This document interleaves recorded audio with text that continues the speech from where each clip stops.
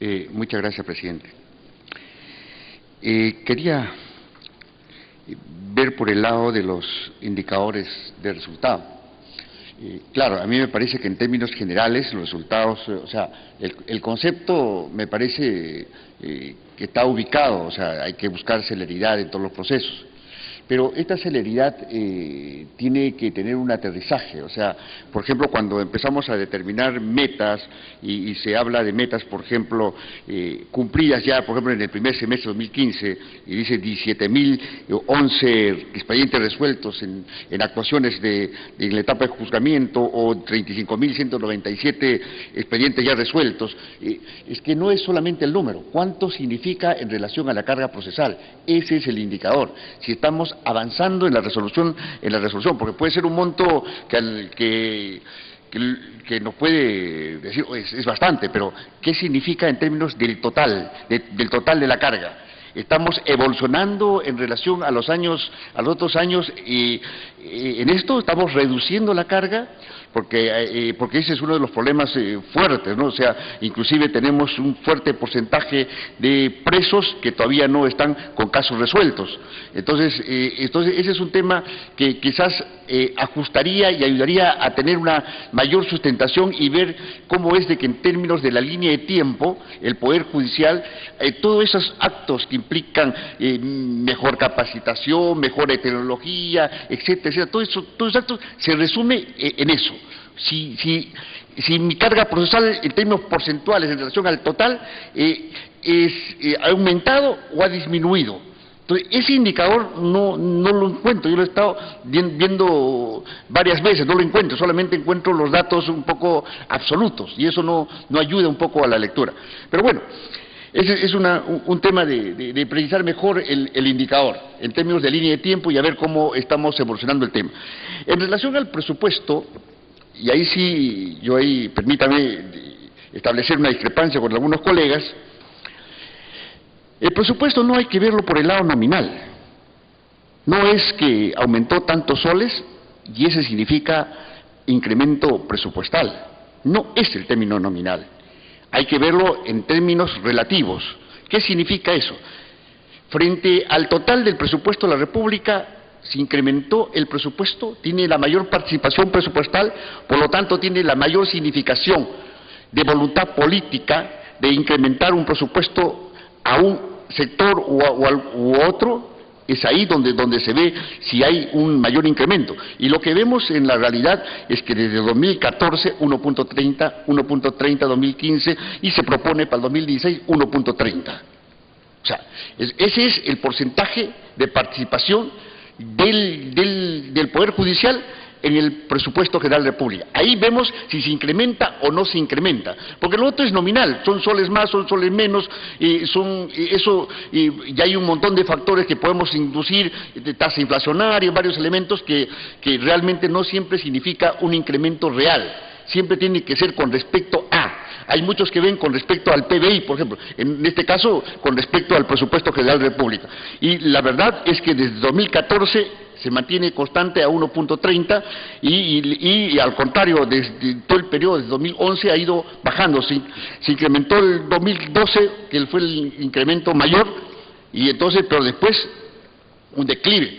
Y es sumamente preocupante esto porque los casos sonados en el país, y caso de Ancash, que es uno de los casos sonados, por ejemplo, han develado que se ha generado un conjunto de debilidades institucionales, debilidades en la policía, debilidades en el propio Congreso, debilidades en el Ministerio Público, debilidades en el Poder Judicial.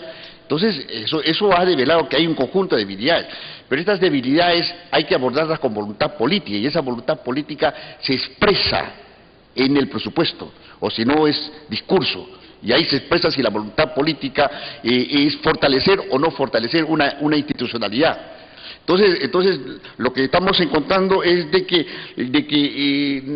lo que está simplemente es repartiéndose algo casi aritméticamente. O sea, es un porcentaje y punto, y ya está, y ese le toca. No es así establecer políticas de Estado. Política de Estado es establecer qué preponderancia o qué importancia le doy en un periodo histórico concreto a un sector o en el caso a un pliego como el caso del Poder Judicial. En todo caso, no son los términos monetarios, sino son los términos relativos y en relación al presupuesto o en relación al PBI.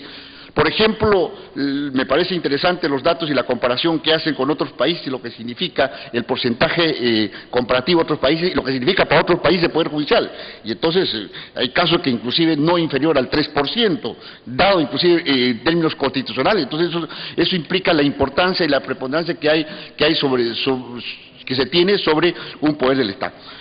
Eso en primer lugar. En segundo lugar, permítame también discrepar con algunos colegas, pues parte del debate, y eso es, no estoy de acuerdo de este asunto de los convenios.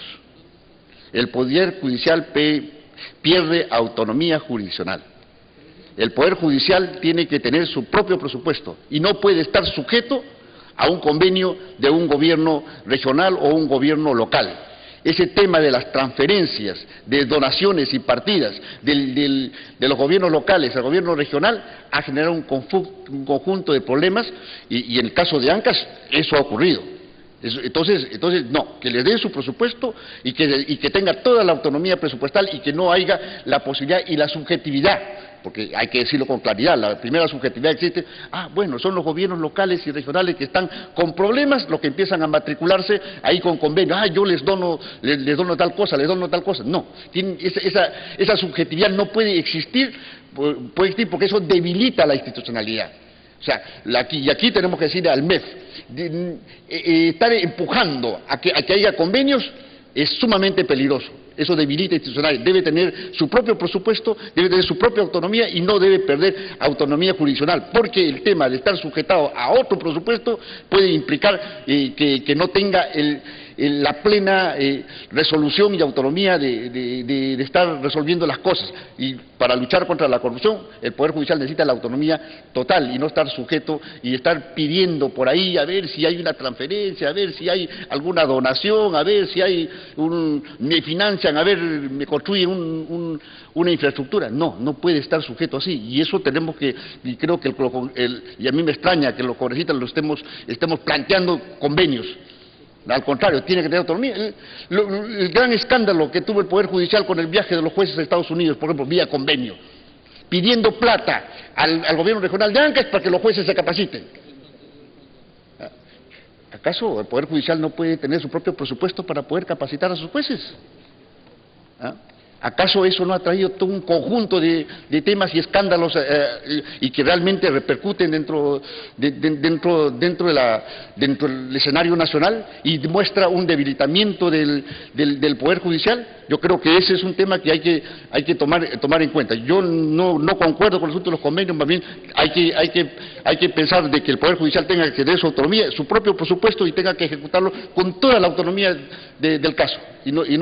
Y por lo tanto, decirle al MEF que no esté empujando al Poder Judicial a que tome esas actitudes para poder solucionar sus problemas presupuestales. Al contrario, debe estar más bien fortaleciendo e incrementando su presupuesto, porque así, manteniéndolo en la línea del tiempo, en un solo porcentaje, estaría empujándose al Poder Judicial para ver cómo se soluciona el problema y a ver cómo es que lanza cartas de salvación por ahí y consigue sus recursos. Eso es sumamente peligroso. Eso puede conllevar a que el Poder Judicial no esté actuando con autonomía. No estoy cuestionando hay mucha gente muy proba, pero sin embargo hay elementos que desde mi punto de vista han generado debilitamiento institucional. Hay que fortalecer el Poder Judicial. Necesitamos un Poder Judicial fortalecido, pero con toda la autonomía debida. En términos presupuestales es fundamental, porque a veces por el lado del recurso, por el lado de la plata, y se amarran a veces elementos de corrupción y no queremos llegar nuevamente a repetir ese tipo de escenario. Muchas gracias, presidente.